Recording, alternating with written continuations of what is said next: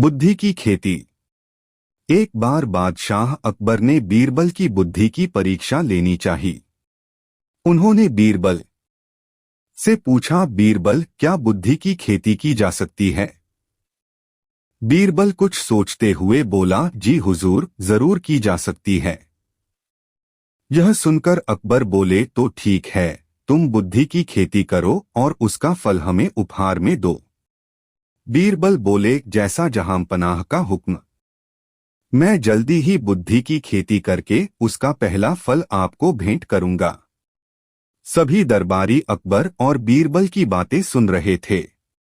वे हैरान थे कि बीरबल बुद्धि की खेती कैसे करेंगे और कैसे बुद्धि का फल बादशाह को भेंट करेंगे।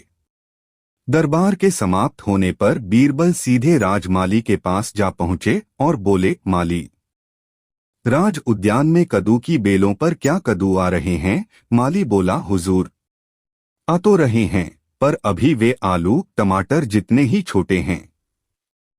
यह सुनकर बीरबल बहुत प्रसन्न हुए। उन्होंने माली के कान में कुछ कहा, फिर वे अकबर के पास गए और बोले, जहांपना, मैंने बुद्धि की खेती शुरू कर दी है। मैं कुछ दिनों में आपको बुद्धि का पहला फल भेंट कर दूंगा।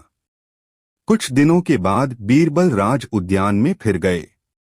वहां माली ने छोटे छोटे कद्दुओं को घड़े के अंदर डाल रख था। यह देखकर बीरबल वापस लौट आए। उधर कद्दू मटकों में ही बड़े होने लगे। कुछ दिनों बाद कद्दूरी तने बड़े हो गए कि पूरे मटकों में समा गए। अब उन्हें मटकों को तोड़े बिना नहीं निकाला जा सकता था। यह देखकर बीरबल ने सारे कद्दू मटकों सहित कटवा लिए और अकबर के पास संदेश भिजवाया कि कल सुबह मैं बुद्धि का पहला फल लेकर दरबार में आ रहा हूं। अगले दिन दरबार में सब बेसब्री से बीरबल का इंतजार करने लगे। तब भी बीरबल 2 मटके लिए दरबार में उपस्थित हुए और अकबर से बोले, जहांपना, मैं बुद्धि के फल ले आया हूं, किंतु ये फल बड़े नाजुक हैं। याद रहे, इन मटकों में से फल निकालते समय न तो बुद्धि का फल कटे और न ही मटके फूटें। यह सुनकर बादशाह हैरान रह गए। उन्होंने मटके में झांक कर देखा तो वे बहुत हंसे। वे बीरबल की बुद्धिमानी से बहुत प्रसन्न हुए।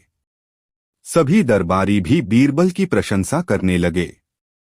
शिक्षा। यह कहानी हमें यही शिक्षा देती है कि बुद्धिबल के सहारे असंभव को भी संभव किया जा सकता है। बुद्धि की कहीं खेती नहीं होती, पर बीरबल ने अपनी बुद्धि चातुर्य से यह भी कर दिखाई।